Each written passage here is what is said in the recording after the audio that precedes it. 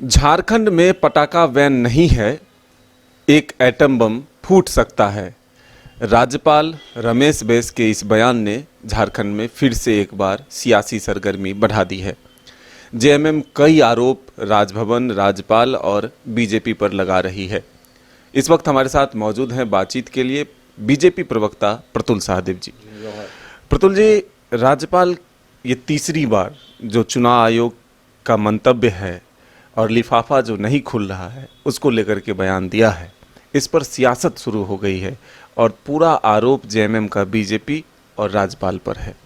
देखिए, सर्वप्रथम मदन जी, महामहिम राज्यपाल के बयान पर किसी भी राजनीतिक दल को सामान्य तौर पर टिप्पणी करने का हक नहीं है और यह राजनीतिक शुचिता के खिलाफ है। तो माननीय राज्यपाल महामहिम ने जो कहा उस पर हमको टिप्पणी तो कर नहीं सकते।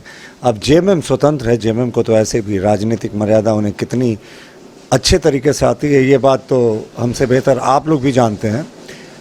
लेकिन अब इस पूरे प्रकरण में एक बड़ा इशू उठता है कि झारखंड मुक्ति मोर्चा के नेताओं ने राजभवन को क्या नहीं कहा था, राज्यपाल के लिए क्या क्या अलंकरण का प्रयोग किया था। उनको कहा था बीजेपी का एजेंट, कहा था कि वो दीनदयाल उपाध्याय मार्ग से आदेश लेते हैं और वहीं से लिफाफा मिला है, और उन्होंने राज्यपाल की निष्पक्षता पर प्रश्न खड़ा किया था। हमारा मानना है कि राज्यपाल की निष्पक्षता पर जिन लोगों ने प्रश्न खड़ा किया था आज उन्हें माफ़ी मांगनी चाहिए, क्योंकि संविधान में या नियम कानून में कोई ऐसा प्रावधान नहीं है कि राज्यपाल अगर दूसरी बार उस चीज़ को रिकंसिडरेशन या ओपिनियन के लिए वो इलेक्शन कमीशन भेजे। लेकिन इलेक्शन कमीशन उन्होंने दूसरी बार भेजकर ये एक स्पष्ट संकेत दिया है कि भाई हमारे यहाँ सेकेंड ओपिनियन भी लिया जाता है, हम निष्पक्ष हैं। और जितने लोग कह रहे थे कि राजभवन निष्पक्ष नहीं होता, उन्हें तो जवाब देना चाहिए। संविधान और कानून में कोई ऐसा प्रावधान नहीं है कि आपको जो ओपिनियन आया है उसको एक बार फिर से सेकेंड ओपिनियन के लिए भेजना है। राज्यपाल चाहते तो इसी ओपिनियन पे सारा निर्णय ले सकते थे और वो सब कुछ संविधान और नियम कानून के दायरे में होता। लेकिन कहते हैं ना, बहुत पुराना कहावत है कि इंसाफ सिर्फ होना नहीं चाहिए, बल्कि इंसाफ ऐसे तरीके से होना चाहिए कि लगे कि इंसाफ हुआ है। तो माननीय राज्यपाल ने नैसर्गिक न्याय के सिद्धांत से भी 2 कदम आगे बढ़कर यह निर्णय लिया है। सिर्फ राजभवन पर आरोप नहीं लगा है कि वो बीजेपी के रिमोट से चलता है।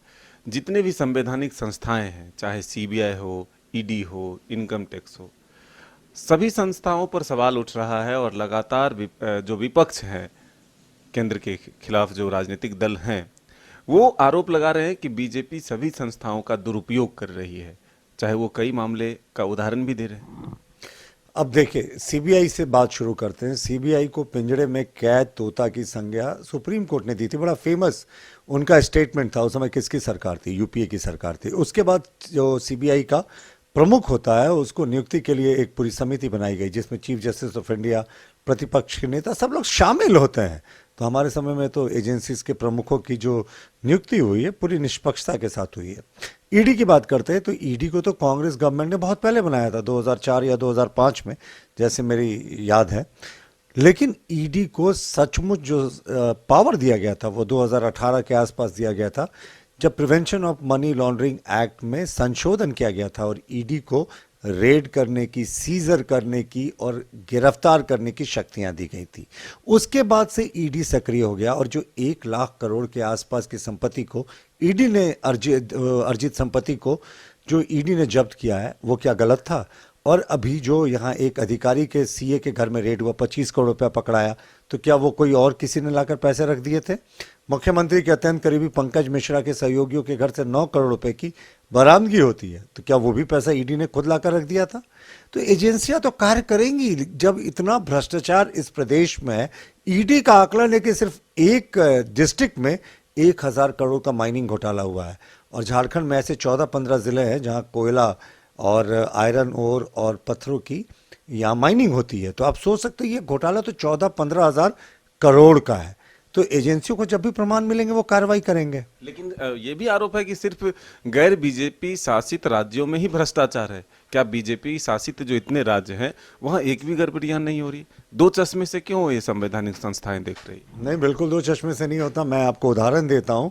हमारे बड़ौदा के उपाध्यक्ष थे बीजेपी के, शर्मा जी, उनके घर ईडी ने छापा मारा, सीबीआई ने पहले छापा मारा था, फिर दूसरे दिन पार्टी ने उनको निष्कासित कर दिया और वसुंधरा राजे जी के पुत्र जो हैं उनके ऊपर भी सीबीआई की जांच लंबे समय तक चली, जबकि हमारी सरकार थी केंद्र में। इसी तरीके से मध्य प्रदेश के एक मंत्री थे, उनके ऊपर भी ईडी और सीबीआई ने जांच की। तो ये तमाम चीज़ें जहां गड़बड़ियां मिलेंगी तो वहां तो जांच हो गई। अब करप्शन का ठेका अगर कांग्रेस और विपक्षी दलों ने ले रखा है तो इसमें हम क्या करें? अगर हमारे नेताओं ने गड़बड़ी की है तो कोई एजेंसी किसी को छोड़ती नहीं। ये कांग्रेस का शासनकाल नहीं है जहां चेहरे और पार्टी की प्रतिबद्धता को देखकर एजेंसी कार्रवाई करती है, यहाँ निष्पक्षता से होती है। एक सवाल और जेएमएम के नेताओं ने उठाया है कि राजभवन जो चुनाव आयोग से लेटर आए हैं वो 2 लेटर आए हैं। कंफ्यूजन वही है कि किसको खोलना है। अब ये 2 लेटर आया, ये किसको, इससे झारखंड मुक्ति मोर्चा के नेताओं को ये किसने बता दिया? इनका कहना था 2 लेटर आया, एक बीजेपी हेडक्वार्टर से आया और एक जो इलेक्शन कमीशन से आया। तो ये शायद कटाक्ष और सटायर करने की कोशिश कर रहे हैं, पर इनको तो खुद से करारा तमाचा लगाया जब राज्यपाल ने दोबारा ओपिनियन लेने के लिए इस चीज़ को भेजा, जबकि उनको ये संवैधानिक आवश्यकता नहीं थी। तो ये जेएमएम के, अगर देखिए इतना बड़ा करप्शन का यहाँ 1000 करोड़ का सिर्फ साहेबगंज में रैकेट चला, तो यह एंटी करप्शन ब्यूरो है जिसका काम ही भ्रष्टाचार के खिलाफ लड़ना है। एक छोटे से शहर के जितने बड़े जहाज से पत्थर की इलीगल तस्करी होती थी साहेबगंज में, जिसे सीज किया गया, वो एयरक्राफ्ट कैरियर के साइज का जहाज था और ये जहाज चल रहा था और इनको पता नहीं था। तो ये सरकार अगर सच में भ्रष्टाचार के प्रति संवेदनशील होती तो 1000 करोड़ का सिर्फ साहेबगंज में घोटाला नहीं हो गया होता। सरकार को लेकर के ये आरोप लग रहा है कि जैसे पानी के बिना मछली बेचैन रहती है, छटपटाती है, वैसे ही बीजेपी झारखंड में सरकार बनाने को लेकर के इतना परेशान क्यों? ये आरोप है। नहीं, हम सरकार बनाने को लेकर बिल्कुल कभी भी परेशान नहीं रहे हैं, लेकिन हमारा एक लक्ष्य ज़रूर है कि माननीय मुख्यमंत्री जी ने माइनिंग मंत्री रहते माइनिंग पट्टे को अपने नाम किया, जो ऑफिस ऑफ प्रॉफिट के दायरे में आता है और रिप्रेजेंटेशंस ऑफ पीपल्स एक्ट के सेक्शन 19A का उल्लंघन है, उनकी सदस्यता जानी चाहिए। इस बात को लेकर हम लोगों ने ठोस दलील के साथ राजभवन में अपनी दलीलों को पेश किया, इलेक्शन कमीशन में आर्ग्यूमेंट किया। तो ये इस चीज़ के लिए हम लोग अंतिम तक आशावान है कि मुख्यमंत्री जी की सदस्यता उनके भ्रष्ट आचरण के कारण जाननी चाहिए। ये हमने कब कहा कि हम सरकार बनाना चाहते हैं? हम तो चाहते हैं ये सरकार स्थिर कर रहे हैं। नहीं, बिल्कुल नहीं। मुख्यमंत्री जी ने अगर भ्रष्ट आचरण किया तो उनकी सदस्यता जाएगी, इसमें अस्थिर होने की क्या बात है? आदिवासी मुख्यमंत्री पच नहीं रहा बीजेपी।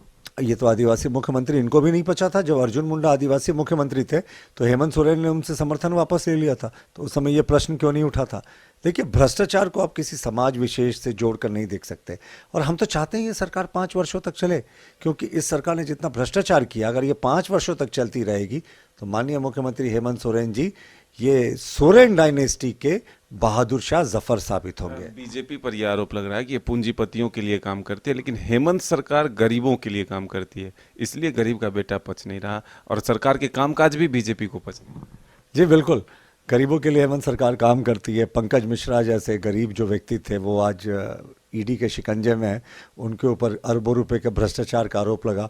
अमित अग्रवाल भी बहुत ही गरीब व्यक्ति थे, वो भी एकदम गरीबों के उत्थान के लिए कार्य करते थे। अरबों रुपए की संपत्ति उनकी भी है, सुपर चीफ मिनिस्टर कहा जाता था, वो भी आज सलाखों के पीछे हैं।